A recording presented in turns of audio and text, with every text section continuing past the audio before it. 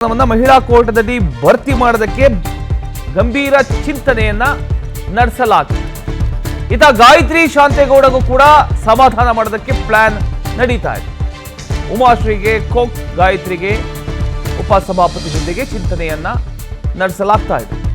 ಶಾಸಕಿ ಸಚಿವೆಯಾಗಿ ಉಮಾಶ್ರೀ ಕೆಲಸ ಮಾಡಿದ್ದಾರೆ. ಈಗ ಉಮಾಶ್ರೀ ಅವರನ್ನ ಪರಿಷತ್ ಸದಸ್ಯರನ್ನಾಗಿ ಮಾಡಲಾಗಿದೆ. ಹೀಗಾಗಿ ಉಪಸಭಾಪತಿ ಸ್ಥಾನ ಗಾಯತ್ರಿ ಶಾಂತೇಗೌಡಗೆ ಹಾಗಾದ್ರೆ ನೀಡ್ತಾರಾ? ಗಾಯತ್ರಿ ಶಾಂತೇಗೌಡಗೆ ಉಪಸಭಾಪತಿ ಸ್ಥಾನ ನೀಡಿದ್ರೆ ಎಲ್ಲ ಬಗೆಹರಿಯುತ್ತಾ? ಹೈಕಮಾಂಡ್ ನಾಯಕರಿಗೆ ಸಲಹೆ ನೀಡಿರತಕ್ಕಂಥ ಕೆಲ ಹಿರಿಯ ನಾಯಕರು ಈ ಒಂದು ವಿಚಾರಕ್ಕೆ ಸಂಬಂಧಪಟ್ಟ ಹಾಗೆ. ಮತ್ತೊಂದು ಕಡೆ ಈಗ ನಾವು ಗಮನಿಸೋದಾದ್ರೆ ಕುರುಬ ಸಮುದಾಯಕ್ಕೂ ಮತ್ತಷ್ಟು ಪ್ರಾತಿನಿಧ್ಯ ನೀಡಬೇಕು ಅನ್ನುವಂಥ ಒಂದು ಒತ್ತಡ ಕಾಂಗ್ರೆಸ್ ನಾಯಕತ್ವದ ಮೇಲಿದೆ. ಹೀಗಾಗಿ ಒಂದ್ ಕಡೆ ಮಹಿಳಾ ಕೋಟ, ಇನ್ನೊಂದು ಕಡೆ ಜಾತಿ ಸಮೀಕರಣ, ಈ ಎರಡರ ನಡುವೆ ಹೈಕಮಾಂಡ್ ಸಿಕ್ಕಾಕೊಂಡಿರೋ ಹಾಗಿದೆ. ಎಸ್, ಇದ್ರ ಬಗ್ಗೆ ಇನ್ನಷ್ಟು ಡೀಟೇಲ್ಸ್ ಕೊಡ್ತಾರೆ ನಮ್ಮ ಪ್ರತಿನಿಧಿ ಹೆಬ್ಬಾಕ ತಿಮ್ಮೇಗೌಡ. ಎಸ್ ತಿಮ್ಮೇಗೌಡ, ಈಗ ಖಾಲಿ ಇರತಕ್ಕಂಥ ಸಚಿವ ಸ್ಥಾನ ಭರ್ತಿ ಬಗ್ಗೆ ಹೈಕಮಾಂಡ್ ಅಂತಿಮ ನಿರ್ಧಾರ ಯಾವಾಗ ಬರ್ಬೋದು? ಈಗ ಇಷ್ಟೆಲ್ಲ ಲಾಬಿ ನಡೀತಾ ಇದೆ, ಇದ್ರ ಬಗ್ಗೆ ಏನ್ ಹೇಳ್ತೀರಿ ಅಂತ? ಪ್ರಮೋದ್, ಇನ್ನೇನು ಕೆಲವೇ ದಿನಗಳಲ್ಲಿ ಇದ್ರ ಬಗ್ಗೆ ನಿರ್ಧಾರವನ್ನ ಕೈಗೊಳ್ಳಲೇಬೇಕಾದಂತ ಒಂದು ಅನಿವಾರ್ಯ ಪರಿಸ್ಥಿತಿ ಇದೆ. ಯಾಕಂತ ಹೇಳಿದ್ರೆ ಗಾಯತ್ರಿ ಶಾಂತೇಗೌಡರಿಗೆ ಕೊನೆ ಹಂತದಲ್ಲಿ ಒಂದು ಸಚಿವ ಸ್ಥಾನ ಮಿಸ್ ಆಗಿರ್ತಕ್ಕಂಥ ಹಿನ್ನೆಲೆಯಲ್ಲಿ ಪ್ರತಿಪಕ್ಷಗಳು ಸೇರಿದಂತೆ ಸಪಕ್ಷೀಯರು ಕೂಡ ಇದ್ರ ಬಗ್ಗೆ ಅಸಮಾಧಾನವನ್ನು ವ್ಯಕ್ತಪಡಿಸ್ತಾ ಇದ್ದಾರೆ. ಇಡೀ ಏನು ಮಹಿಳಾ ಮೀಸಲಾತಿ ಬಗ್ಗೆ ಆಗಿರ್ಬೋದು, ಮಹಿಳೆಯರಿಗೆ ಸ್ಥಾನಮಾನ ಕೊಡುವ ವಿಚಾರದಲ್ಲಿ ಕಾಂಗ್ರೆಸ್ ಈ ರೀತಿಯಾದಂತಹ ಭಾಷಣಗಳನ್ನ ಮಾಡುತ್ತೆ. ಆದ್ರೆ ಸಚಿವ ಸಂಪುಟ ವಿಸ್ತರಣೆ ಸಂದರ್ಭದಲ್ಲಿ ಡಿ.ಕೆ. ಶಿವಕುಮಾರ್ ಅವರ ಕ್ಯಾಬಿನೆಟ್ ನಲ್ಲಿ ಆದ್ಯತೆಯನ್ನ ಕೊಟ್ಟಿಲ್ಲ ಅನ್ನುವಂತ ಟೀಕೆಗಳು ವ್ಯಕ್ತವಾಗ್ತಾ ಇದ್ದಾವೆ. ಆದ್ರೆ ಗಾಯತ್ರಿ ಶಾಂತೇಗೌಡರಿಗೂ ಕೂಡ ಸ್ಥಾನಮಾನವನ್ನು ಸಿಗ್ಬೇಕು, ಮತ್ತೊಂದು ಕಡೆಗೆ ಕುರುಬ ಸಮುದಾಯಕ್ಕೂ ಕೊಡಬೇಕು.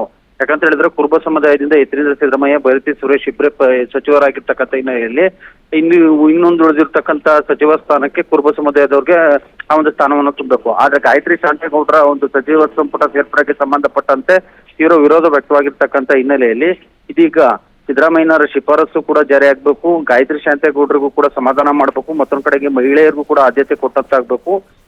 ಈ ಎಲ್ಲಾ ಗೊಂದಲಗಳು ಬಗೆಹರಿಬೇಕು ಅನ್ನುವಂತ ರೀತಿ ಒಂದೇ ಕಲ್ಲಲ್ಲಿ ಹಲವು ಹಕ್ಕಿಗಳನ್ನ ಹೊಡೆಯುವಂತ ಒಂದು ನಿಟ್ಟಿನಲ್ಲಿ ನಿರ್ಧಾರವನ್ನ ಕೈಗೊಂಡಿರ್ತಕ್ಕಂಥ ಕಾಂಗ್ರೆಸ್ ಹೈಕಮಾಂಡ್ ಇದೀಗ ಒಂದು ಹೊಸ ಫಾರ್ಮುಲಾವನ್ನ ಕಂಡಿರ್ತಕ್ಕಂಥದ್ದು.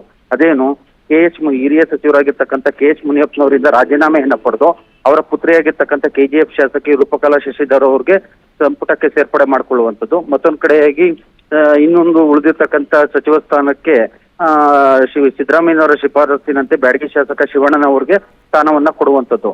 ಮತ್ತೊಂದು ಕಡೆಯಾಗಿ ಗಾಯತ್ರಿ ಶಾಂತೇಗೌಡರು ಸಚಿವ ಸ್ಥಾನದಿಂದ ಏನೇನು ವಂಚಿತರಾಗಿದ್ರೆ ಅವ್ರಿಗೆ ವಿಧಾನ ಪರಿಷತ್ನ ಉಪಸಭಾಪತಿ ಹುದ್ದೆಯನ್ನ ಕೊಡುವಂಥದ್ದು. ಲಾಸ್ಟಿಗೆ ಇಲ್ಲಿ ಉಮಾಶ್ರೀಗೆ ಈ ಒಂದು ಸ್ಥಾನದಿಂದ ಕೊಡುವಂಥದ್ದು, ಉಪಸಭಾಪತಿ ಹುದ್ದೆಯಿಂದ ಕೊಡೋದು ಕೂಡ ನಿರ್ಧಾರವನ್ನ ಮಾಡಲಾಗಿದೆ.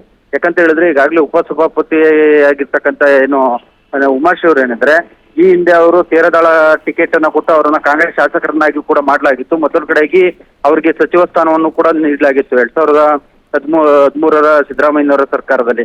ಸೊ ಹೀಗಾಗಿ ಉಮಾಶ್ರೀ ಅವರಿಗೆ ಈ ಉಪಸಭಾಪತಿ ಹುದ್ದೆಯಿಂದ ಕೈ ಬಿಟ್ಟು ಗಾಯತ್ರಿ ಶಾಂತೇಗೌಡರಿಗೆ ಆ ಒಂದು ಹುದ್ದೆಯಲ್ಲಿ ಕೂರಿಸಿದ್ರೆ ಎಲ್ಲವೂ ಕೂಡ ಬಗೆಹರಿಯುತ್ತೆ ಅನ್ನುವಂತ ಒಂದು ನಿಟ್ಟಿನಲ್ಲಿ ಇದೀಗ ಕೆಲ ಹಿರಿಯ ನಾಯಕರುಗಳು ಹೈಕಮಾಂಡ್ ನಾಯಕರಿಗೆ ಸಲಹೆಯನ್ನ ಕೊಟ್ಟಿದ್ದಾರೆ. ಅದರಂತೆ ಶೀಘ್ರದಲ್ಲೇ ಇದ್ರ ಬಗ್ಗೆ ಹೈಕಮಾಂಡ್ ನಿರ್ಧಾರವನ್ನ ಕೈಗೊಳ್ಳುತ್ತೆ ಅಂತ ಹೇಳಲಾಗ್ತದೆ. ಈ ಸಂಬಂಧವಾಗಿ ಸಿದ್ದರಾಮಯ್ಯನವರ ಹುಟ್ಟುಹಬ್ಬದ ಅಂಗವಾಗಿ ಶುಭ ಕೋರೋದಕ್ಕೆ ತೆರಳದಂತ ಮುಖ್ಯಮಂತ್ರಿ ಡಿ.ಕೆ. ಶಿವಕುಮಾರ್ ಅವರು ಸಿದ್ದರಾಮಯ್ಯನವ್ರ ಜೊತೆ 1.5 ತಾಸಿಗೂ ಹೆಚ್ಚು ಕಾಲ ಚರ್ಚೆಯನ್ನ ನಡೆಸಿ ಇದ್ರ ಬಗ್ಗೆ ಮುಖ್ಯಮಂತ್ರಿ ಡಿ.ಕೆ. ಶಿವಕುಮಾರ್ ಅವರು ಕೂಡ ಈ ಒಂದು ಫಾರ್ಮುಲಾವನ್ನು ಅನುಸರಿಸಿದ್ರೆ ಎಲ್ಲವೂ ಕೂಡ ಬಗೆಹರಿಯುತ್ತೆ ಅನ್ನುವಂತ ಒಂದು ಅಭಿಪ್ರಾಯವನ್ನ ಹೈಕಮಾಂಡ್ ನಾಯಕರಿಗೆ ತಿಳಿಸಿದ್ದಾರೆ ಅಂತ ಹೇಳಲಾಗ್ತಾ ಇದೆ. ಪ್ರಮೋದ್, ಥ್ಯಾಂಕ್ ಯು ನಿಮ್ಮೆಲ್ಲ ಮಾಹಿತಿಗಾಗಿ.